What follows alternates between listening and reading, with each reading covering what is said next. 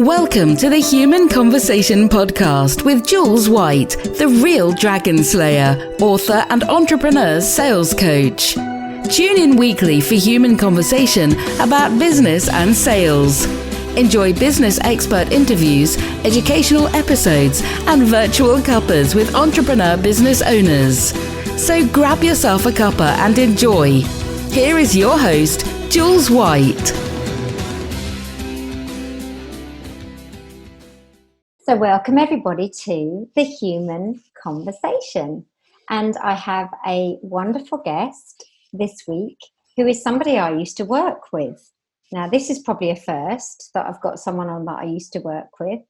So it's quite exciting. We have a little bit of history in terms of the fact that he's seen me in the employed status of Jules White as opposed to the Jules who runs businesses.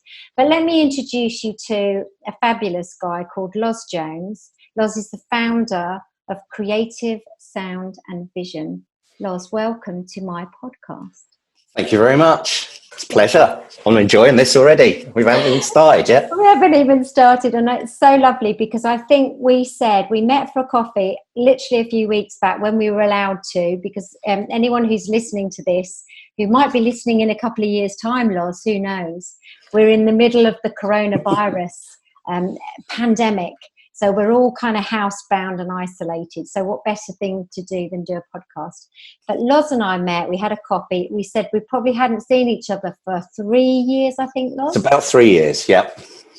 Let me just tell you about, we used to work together in a digital marketing agency. So I was obviously in the sales role there, but Loz was actually the most wonderful video producer. And he's laughing now, and I know you get on. If you're watching the video, you can see him laughing and being all shy. But he is really, really talented when it comes to video. So your business, Loz, that you literally have just started to build now. Yeah, good timing. Perfect timing. Have no fear. Have no fear. Just have to be patient, that's all. So, do you know what? I actually think that's a good thing to be anyway, in all honesty. So, Creative Sound and Vision. Tell us a little bit about what you're going to be doing. Well, the idea is to provide a whole gamut of production systems, situations that clients can look to us to whether they want to produce a video from scratch or whether they want us to just provide the camera work, or whether they just want us to provide, they've already shot their video and they want us to provide the animation side. On top of that, as you know, I write music as well. So the idea is to be able to produce bespoke music, either for the video, within which time I'll also be producing my own pieces that people could listen to, a library of sort of royalty-free music that they can use. I still do brand design and also looking ahead towards perhaps sort of like a creative consultation situation, because I've worked in so many video teams, creative teams, and sometimes the working practices there are not quite as streamlined as they should be. So there's maybe a way of looking at helping people set up a team for the first time. If they haven't thought about, maybe we could bring a video team in-house rather than employing freelancers all the time. Perhaps I can go in there and consult with those people, find out the best ways to do this, and also set them up with the right equipment. So much money gets wasted. Every sort of creative department I've ever worked in, there's a cupboard somewhere and it's just full of gear that they've never used because, we bought this thinking this was what we needed. And then we employed the people to use it and they went, what's this junk? Don't need that, you know. Yeah, sometimes it's about the order that you do things as well, isn't it, Loz? Yeah, exactly. Yeah. Some people think they might need a massive studio when all they really need is a few cameras and a small setup. I mean, like we said, look how easy things are these days to do this kind of stuff.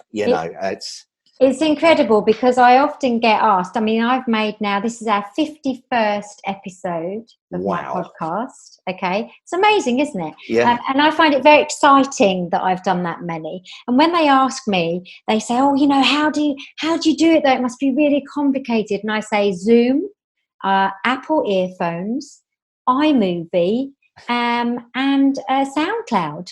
Yeah. and it's kind of like, and they sort of look, what, you do it yourself? Yeah, I do it all myself.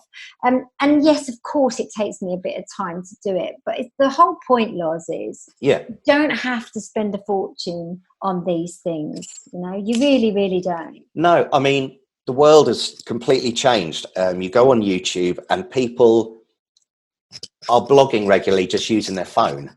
Yeah. And vlogging, sorry, and using their phone. In fact, to a certain degree, what charms people to these things more often is the less polished thing. If the more polished it looks, sometimes people go, "Oh, I don't trust them. they've got all the gear. I don't like them." So there is a bit of that to it as well. And when you're discussing, the most important thing is the conversation. So everything else is by the by, isn't it? Really? Yeah, just like this, the human conversation. Yeah, it is interesting what you say about when it's so polished and it's so perfect, how we get a little bit wary of it. Isn't it interesting? Because I think today now, the fact that we are so online, even more so now with this virus, because that's the only way we can. yeah, exactly. But now we're in this kind of online space. I think we've just realised that we can actually be quite authentic. And guess what? I quite like authentic people, Yeah. I like seeing someone in a field with their wellies on walking their dogs, giving me some great business information. Exactly. Yeah, that's great. Absolutely. But then I think there's also this place for your kind of lovely creative type video. So I don't mean the one where you've got, the huge backdrop, the cameras, the light. It's not about that. I think it's about sometimes how you put something together. So, for instance, I did a video a few months back that was a speaker show reel. All right. This is the sort of stuff you need to get that quite right. And I couldn't do that on my own. I mean, I could have a good go, but you'd know that I'd done it on my own. But that's when I think guys like you come into play, where you really make it very seamless and really funky, Succinct, I think, is the big thing. Is the big one. I mean, again, video these days, when people want to, let's call it advertising for want of a better term, because if it's a show reel, whatever it is, you're showing off your product. Yeah. If you're not showing people something quickly enough these days, they will turn off. I find that quite sad in some ways. As a creative and an artist, I like a beginning, a middle, and an end. Yeah. I like a good long intro. I'm a Led Zeppelin fan. And if you can't possibly not like long intros if you're into Pink Floyd or something either. So, but anyway, I digress. You've got to give people what they need to hear and quickly. Now, if in some cases if you wrote an article or you did a poster or an advert like that as the old still format, you can only use a few words. Yeah. And if you do a long article or a blog or something like that, it's a lot to read and people don't have the time.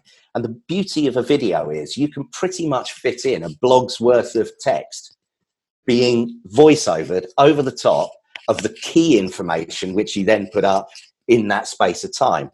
So you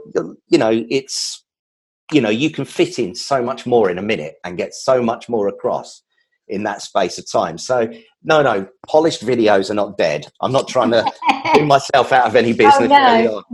But I think polished in the right way as well, Loz, because, the bit for me is absolutely I want it polished, in certain circumstances.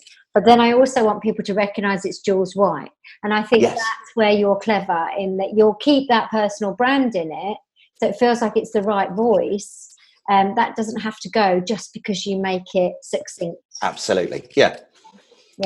And it's just that. I mean, again, like you said, so you're showing your speakers show reel. Yeah. So is that sort of several speakers situations that you've done and you're cutting them into? Yeah. And the key, apparently, is that it's probably around 3 minutes long, because that's just about the right time, not just for perhaps an event manager to pick up whether they want you, but also agents don't have time to watch long videos or even a full talk. The trick is to do a quick intro of some real sort of buzzwords and or key statements that you make, and chop that up really early on with maybe some nice background music to start with, and then re-go through all that again with the longer versions, so that, you know, more in context then. Yeah. But that way, people can instantly tell straight away from the first 10 seconds, oh yeah, I want to watch more, you know? Yeah, exactly. So it's like getting them to stay, isn't it, as you say? yeah, absolutely. Yeah. To watch the rest.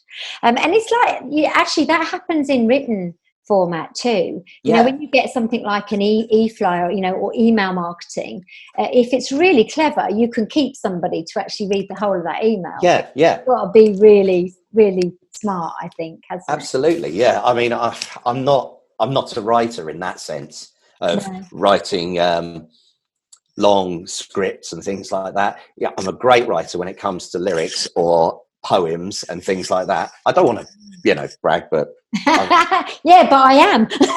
I'm not bad. I'm not bad considering I failed English. So, you know. You're very good. Now, hold these thoughts, listeners, because I'm going to pull all these things together, because this is how clever I am with my podcasting. So you've just mentioned, obviously, to us about lyrics. You did mention very early on about music. What a beautiful in for us to talk about music, Loz, which is one of your absolute passions and mine. So there's another connection for us. Let's steady on here, because I might bore you for the next 2 hours. So let's be careful here. Right. Well, we haven't got 2 hours. Just Just tell me to shut up. No. Where do you want me to start? Well, look, I want you to tell us a little bit about the musical side of Loz, because we talked about, obviously, the new business. Fantastic, very exciting. I will put links in at the bottom of this. So excellent. Thank you very much. But I want to also, I don't know, connect the music into that, because this is still that lovely creativity that I think has a perfect partnership with what you do. So tell us about when you were young, when music started for you. Where did it start, Loz? Probably as young as 5 or 6 years old. Now, that comes from growing up in a family that I grew up in a family of creatives. My mum and dad were both creative. They met at art college, all of that kind of stuff. And they're both artists, painters. My dad did sculpture for years, but he ended up as a technical illustrator for various engineering companies and things like that. But they both have a massive love of music. They're more sort of traditional classic stuff. My dad has such a bank of recordings that I might inherit one day. I don't know, but he has tons of vinyl, all this great classic vinyl. So when I was young, anyway, I was taken to ballets, opera, the proms every year. My parents weren't wealthy. They were, proper working class, but they just loved what they loved. And instead of sort of going, right, we're going out, get the babysitter in, they'd take this 5-year-old kid in the cheap seats at the Albert Hall, and we'd be sat there, and my jaw just drops from the first time I heard like a full orchestra playing. And if you've never been to see something like that live, go. Go see it, because it's phenomenal. And you don't understand the volume from a TV or anything. It is loud. People bang on about rock bands and DJs and all that stuff. They've got a big PA system. These guys can do it with acoustically. Isn't it? And also, obviously, Loz, the Royal Albert Hall is probably one of the most wonderful places you can go and do this. Oh, yeah. Yeah, they used to take me and my sister. My sister's 8 years older than me. So I watched her go through school, become a painter, go into being an artist. Oh. Then she went into digital art for a while, and now she's a painter again. so it's all around. There's nothing I can do to avoid it. Now, my sister was 8 years older, so when she was 16, I was 8 years old. So she was into Duran Duran, Adam and the Ants, all of that kind of stuff in the middle of the 80s. Yeah. And so as much as I loved listening to all the stuff that my dad liked, I was also stealing her records, putting them on, and we'd both sit there on a Sunday listening to the chart show or whatever, and taping the best ones. Yeah. And so, and I got this sort of at an earlier age. I was sort of getting into this whole teenage pop thing at the age of 8 years old. And so by the time I hit 16, I think my musical experiences was pretty large for someone at 16. By that time I was getting into Bob Dylan, and I was already exploring the past, not just what was happening in front of me. And so I'd sort of discovered a whole new world of stuff, and I just couldn't get enough. I wanted to do music at school, but I didn't have the grades. Yeah. And funnily enough, they do these mock exams before you take your GCSEs. Yeah. I'm the only person ever at the school I was in, or at the time anyway, that got 100% in the music exam. Wow. Yet when I said I wanted to take it at GCSE level, they told me I couldn't, because I didn't have enough grades in enough instruments. Oh, crazy system. Yeah. Oh. so I was, I didn't like that. It really annoyed me. But at the time I was destined to be a footballer, an athlete, a hockey player. It didn't bother me. Sport was my thing. I was going through the same process as my sister, art, design. Then I went and did my foundation course at 18, which is where I met my wife. So these things follow on. And then while we were at college, we met other like-minded people, and you get together. Oh, should we form a band? Yeah, that would be hilarious. Let's do that. And between college and some old school mates and pulling a few people together, we formed this covers band, and that's how it started. So, and then of course it got in the way very quickly of doing any kind of sport, because weekends, it was almost impossible to get up on a Saturday morning to go and train for hockey after Friday night gigging till God knows whatever time, And so bit by bit, and then of course there's the obvious things. You reach 18, 19 years old, and booze and girls are far more interesting than playing sports. Those two evil things came into play. And it's amazing holding a guitar, what that does. So yeah. And also, I just want to interject, because you've mentioned hockey, and the listeners just need to know that here is another connection, because I was a hockey player from about the age of 18. I played at school, but from 18 through to 30, I played club hockey, I played county, and I played national mixed. So Loz and I also both were hockey players. Yeah. Yeah. I do you know what? I loved it. And me too. Particularly as a kid, there was nothing like the spirit within a hockey team. I mean, we all used to compare notes. So you're a failed rugby player, a failed footballer. We've all arrived down this different route. But amazingly, just the spirit within those guys and the way we used to play. And actually, I think there's no sport like it for knackering you out. No, it's like five-a-side football on a full-size pitch. It is non-stop tiring stuff. But we were fit, Loz. We were fit. Yeah, I was once. Yeah, yeah, once until the music took over. Yeah, really. But look, I mean, I could talk to you probably for a whole podcast just about the music, but everything is kind of coming together quite nicely here when you think about it, because obviously you've met your wife. You did music together, didn't you? Yes, She was in yeah. band. I talked her into joining the band, which was that was the first band as well, and pretty much we've been on that journey ever since together. It's great. I love your relationship, and I know I don't know her very well, but obviously just talking to you, it's just lovely, all the things that you say. Now, your music has come back in a big wave very recently, where you've actually sat and written and recorded an album. All right. Yeah, And I know I'm jumping a little bit, that's but all right. it links me back to something else that I wanted to talk about with you, which I think is actually quite important for the audience, because we are really, I think we're much more educated now about mental health, which is wonderful. We're happier to talk about it. But I want to talk about your experience within your mental health.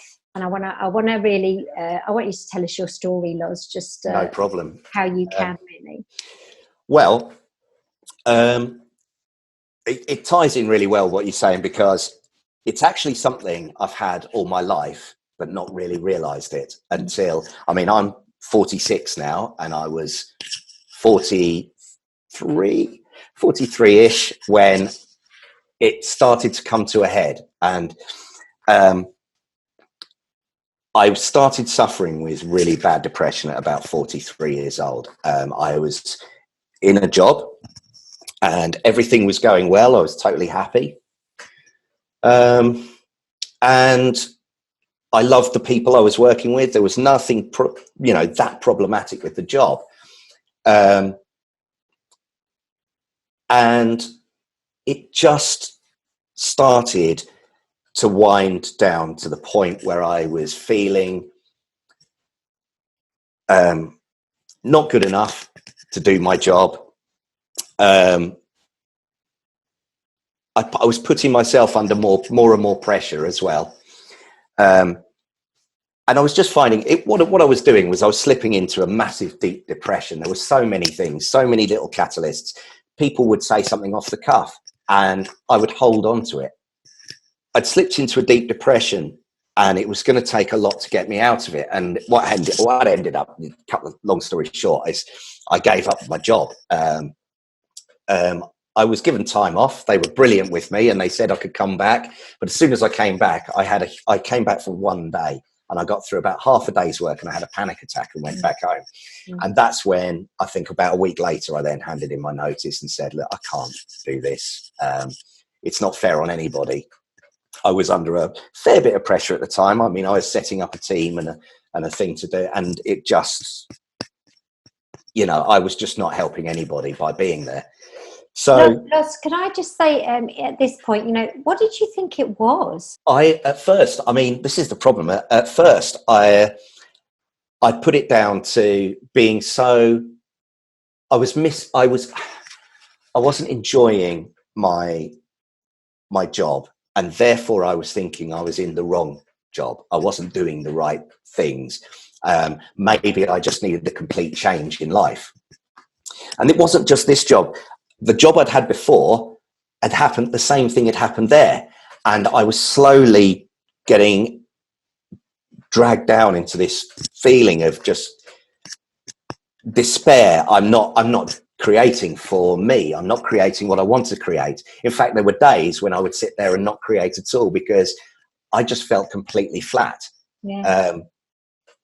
And so what happened was, to kick myself out of it, me and Lucy sold our house and we traveled around South America and Australia. And we did that for about, I think it was 7 or 8 months. And all of a sudden we came up with great ideas and we were, this is brilliant.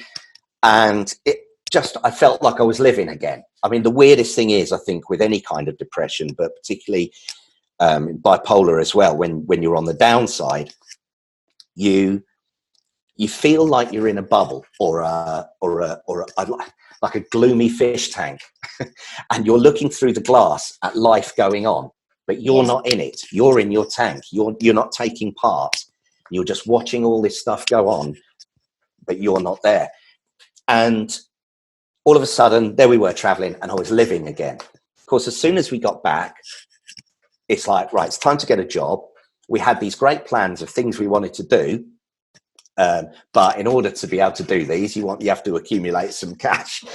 So the idea was go back to work, not a problem. We'll do it for a few years, and then, but it spirals quickly, and you suddenly realize then, once you're back where you were, you suddenly realize something. I've got to do something about this. And in fact, in all honesty, I don't know whether I would myself if it hadn't have been for Lucy saying, no, I'm not living with you like this. I was reaching a point where I wasn't getting up out of bed. I was, making your way to the kitchen to make a cup of tea was like too much effort, and it's awful. The feeling of just everything in the world is dragging you down, everything out there. There's nothing out there for me, all that feeling, and it gets darker and darker and darker.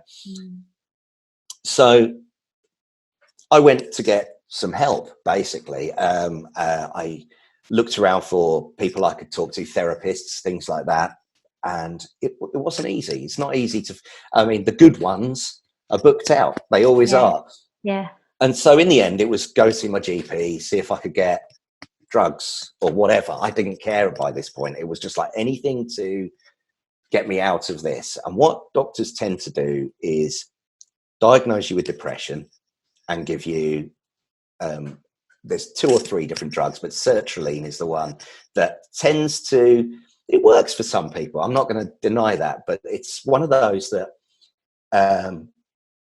knocks you flat, makes you feel like a zombie. Yeah. And so I didn't really know what I had. I was starting to try and work out what was going on. I was desperate to try and figure out how I was going to get out of this hole. And as I started reading, because there was nothing else to do. I mean, I know that they often say about GPs, GPs get the hump if you go and you search up your stuff online. And don't Google because you're going to die. You're like some hypochondriac if you start doing this, But I was reading because I had nothing else. Your GP says, here's some drugs, goodbye, and that's it. And so, I started reading, well, why, what have I got? How do I feel? How does this, and I started doing it myself. I was just trying to, get out of the hole myself. And I suddenly stumbled across Bipolar and realized that way before this kind of deep depression had hit, my whole life had been these crazy ups and downs of peak points where I am unstoppable. I am the best thing at this. No one can stop me doing this. I am amazing. And if you don't agree with me, you're an idiot. That's the other thing. This is a key part, you see, because when you're on a high, if somebody upsets you, particularly if they think that what you're saying isn't right, and it can upset you when it doesn't need to. You can be having a good argument or a good conversation about something, and someone says, "Oh, I don't agree with that," and you're an idiot. You haven't got a clue, because I'm always right, because I am on a high. I'm what they call the mania part of it. Yeah. On the lower end, there's the, oh God, I'm rubbish. I'm useless to the world. I'm no good. And this is the other end. 2 very big extremes, aren't they? They're huge. Really? They're huge. And the worst thing is some people have it in a way where they can time it. So it's like, it could be, I have 3 days on, I have 3 days off, or I have 3 months on, or 3 months, and then 3 months off. But the majority of people with bipolar have no idea when it's happening, or when it's going to, could have had the best week ever, and then you'll hit the weekend and you just, it's gone. Yeah. And you don't know why. It's crazy. I had this history of times when I have made a complete arse of myself, really, really upset people that I love and things like that. And there are times when I've missed out on things because I just couldn't be bothered to do it, not realizing at the time, and then regretting it obviously afterwards. But not realizing at the time that that's what any of this was. But this can go back right to when I was a child. I can remember things, right back to then. And I was reading this stuff online. And to be fair, some of these are like the handbook that Mind give out on bipolar. And I read it, and it was like the manual of Loz. It really was. I was just like, oh my God. This is me. Yeah. Now, that's brilliant. It was a revelation, and it really helped. And I couldn't wait to go back to see my GP for two reasons. One, because I felt that I needed help specifically for this. And two, because I hated the drugs that I was on. As a creative, you still try to keep doing things. You can't help yourself. So when you are on a little bit of an upswing one day, I thought, well, I'm going to write down how I feel. I'm just going to write. Or I'm going to sit at my computer and make a little bit of music for a day. Just potch around, see what happens. And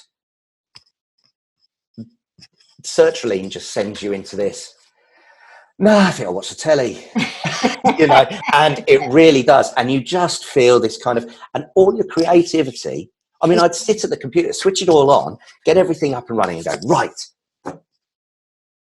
Oh, nothing, absolutely zero. And so I came off it myself. I didn't go to see the doctor about it. I just came off it and I said, that didn't work. And within days, I was having bad ups and downs again, but I was creative again, and so it was like, right, I'm getting this. There's a key here. So I went to see my GP, and I was basically told, you haven't got bipolar, because bipolar people, I have to pin down, when they're in the room with me, I've had to pin them down in the past, and have to call an ambulance or the police or something, that's what bipolar is. You haven't got a clue what you're talking about, So it was a mix of, I've got the hump because you've Googled this, and and two, I know what I'm talking about and you don't. And it was clearly a limited experience of what bipolar is. Now, when we say we're educating people about mental health now, and people are getting more, and it is true, I'm beginning to think that actually the general public are almost more clued up now, because they watch a lot of this stuff. They know how to at least act or be and act around people who are, struggling with their mental health. As far as getting past the GP, they're like gatekeepers to the proper psychologists and the proper therapists and people like that. Yeah. So how did you get finally diagnosed, Loz? So I, after literally coming out of the doctors crying, which I did, I was, I had to sit down, and I sat down on the pavement outside Newport Pagnell surgery, and Lucy just said, well, this isn't good enough. We've got to do something.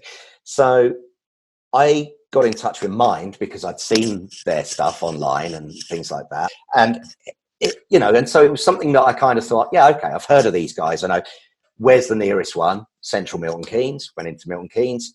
You're kind of on a bit of a waiting list, like there is with anything. But it didn't take long. It was probably about 2 months. And then within 2 months, I could see a one-to-one therapist. Now, there was going to be no diagnosis, because that's not what they do. They just talk.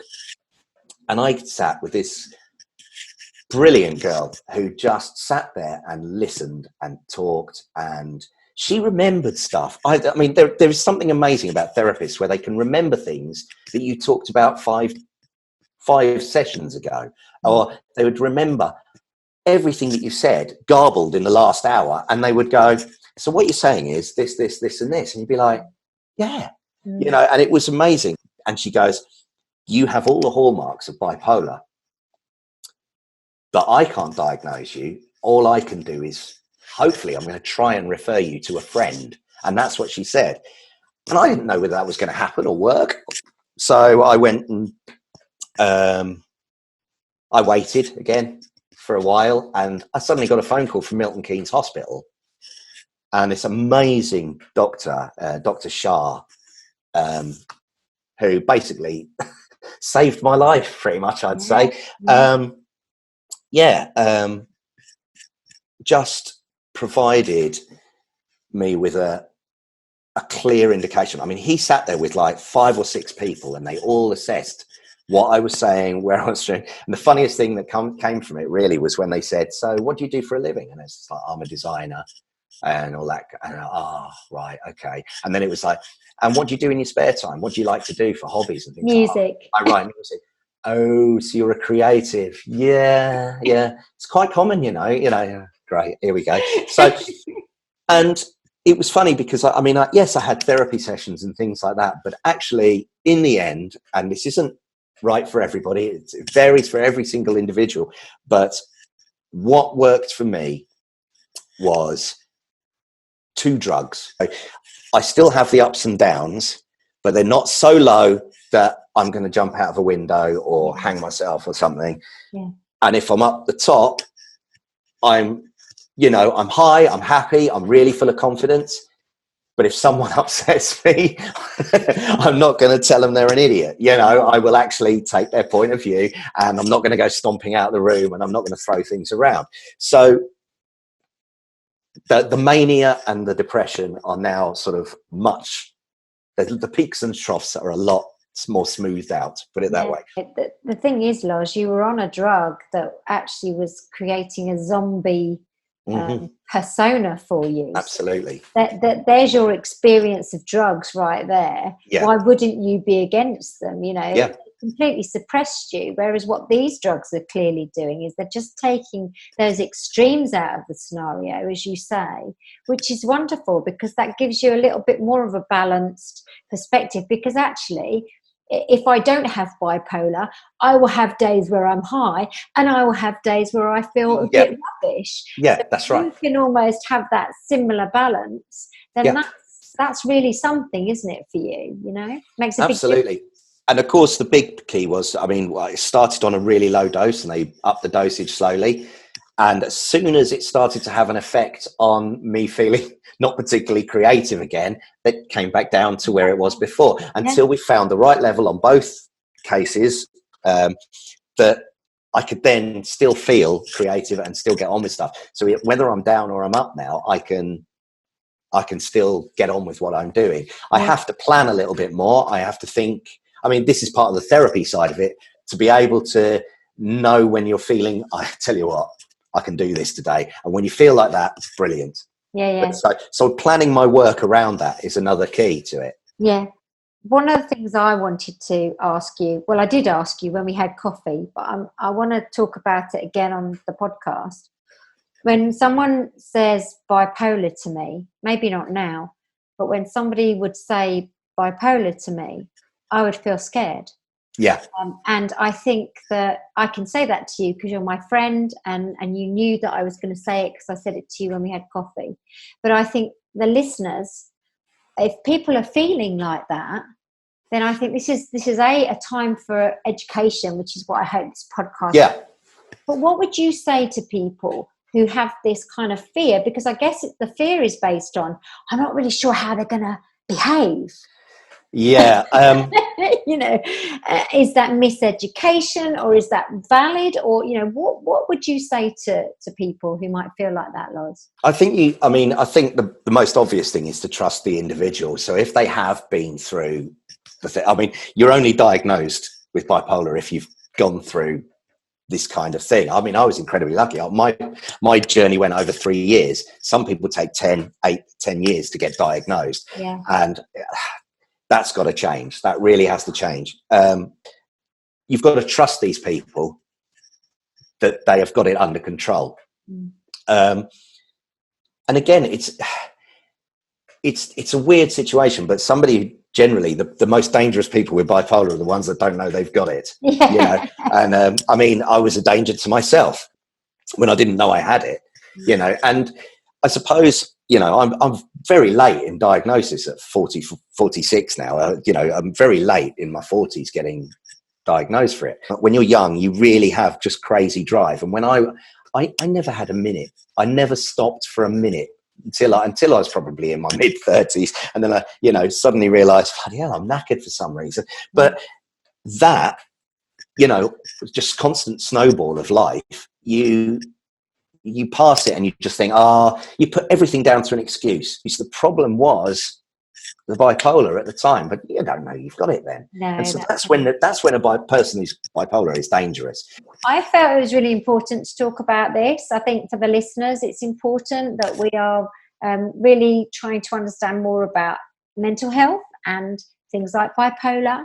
I am so much more comfortable with it now because now I've talked to you about it. Not only that, I think a few weeks after we met, I said to you before we started to record, I met another guy who I'm going to probably be working with who is bipolar. And so I never knew anyone bipolar, and now I know these two fabulous people. But he was over 10 years being diagnosed. And so part of what he does is around mental health. His business is based around it in order to try and get diagnosis through much quicker. Excellent. To help people, which is just phenomenal, isn't it? So if he needs any videos, well, I'm going to definitely connect you, of course.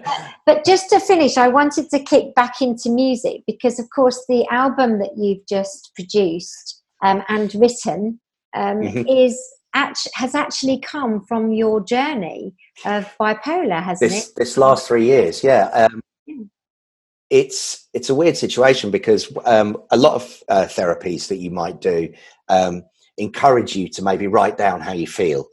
There are certain ones that ask you to do diaries and stuff like that. And I found the diary thing absolutely painful. I've never kept a diary. I'm not very good at that kind of thing. So I just, no, this wasn't for me.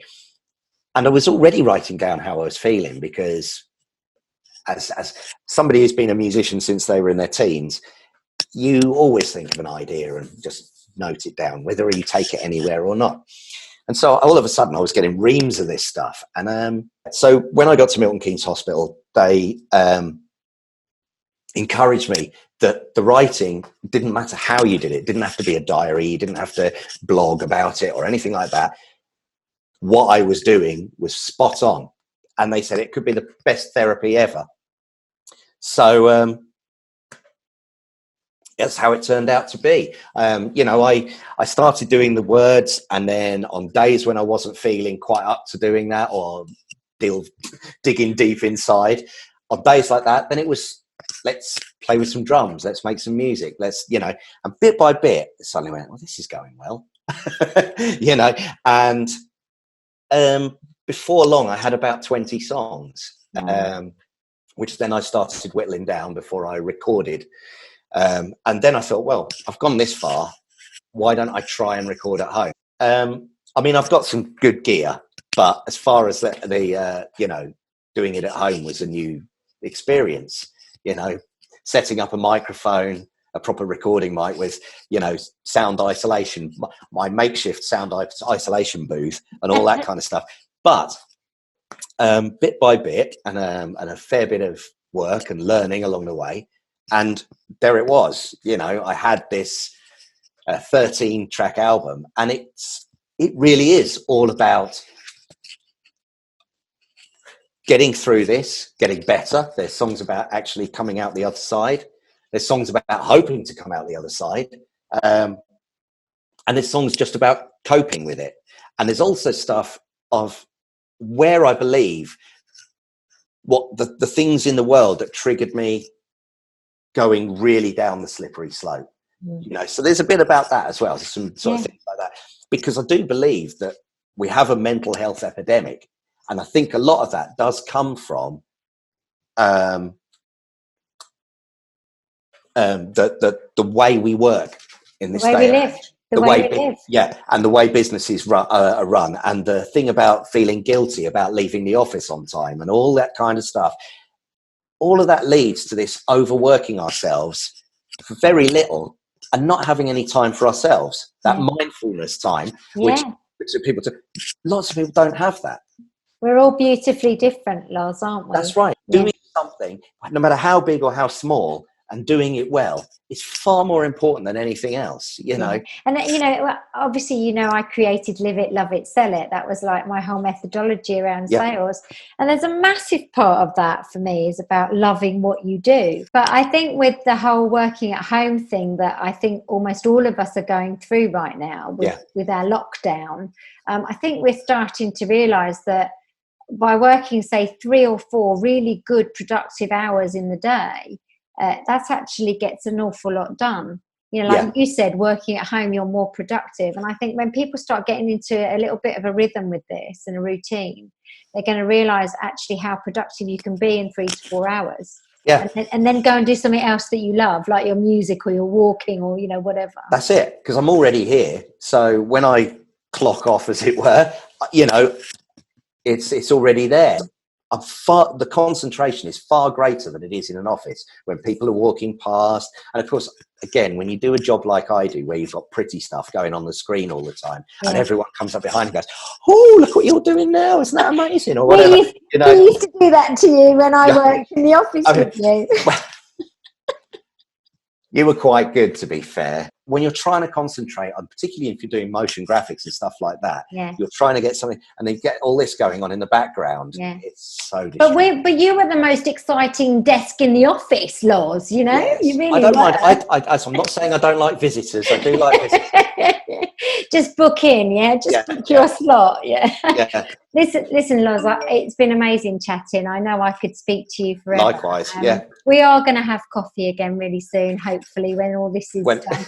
And if not, we'll just do this. We'll have Zooms together. So that and we'll have coffee. In fact, I'm going to get myself a glass of wine now. But look, thank you for your honesty. Thank you for us connecting again, because it's been absolutely lovely to connect with you again. And I really hope the listeners have got some real insight actually out of this podcast. I hope so. We are really grateful. Listeners and I are grateful for you sharing your journey. It's very personal what you've shared, and I really appreciate it. I know it will help some listeners out there very much so. So thank you, Loz. Lots of luck with your business. Yes. Thank you. One last thing. Yes.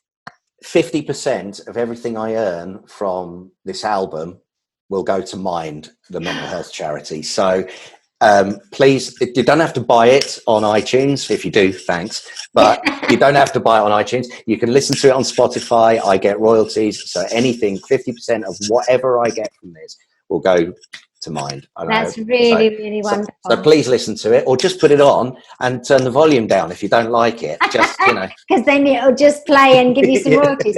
But I will put all the links in, so everybody who is watching the podcast or listening to the podcast will be able to see in the narrative those links, so that they can look for them. Brilliant. Thank you. So thank you, Loz. You've been amazing. Listeners, thank you. This probably will be a slightly longer podcast than normal. However, I told you it would be. But I only ever make the longer podcast when I think there's a really important message to share. So I do hope you've listened to the end with us. We are on Apple Podcasts, we're on SoundCloud, we're on Spotify, and we are on Stitcher. So you can listen to us in lots of different places. And of course, you can watch the YouTube video so you can see our lovely, beautiful faces as we are speaking to each other. But please tune in wherever you do, subscribe, give us lots of likes, and please comment and ask questions, because we will come back and answer them if there's anything you want to know. Loz, thank you. No problem. Thank you very much. See you again. And listeners, tune in next time to The Human Conversation, and ta-ta for now. You've just been listening to the Human Conversation podcast with Jules White. To find out more about the other work that Jules does, please visit her website, www.liveitloveitsellit.co.uk. And if you enjoyed the podcast, then please do leave a rating and review on the platform you use to enjoy her show. Thanks for listening, and see you next time.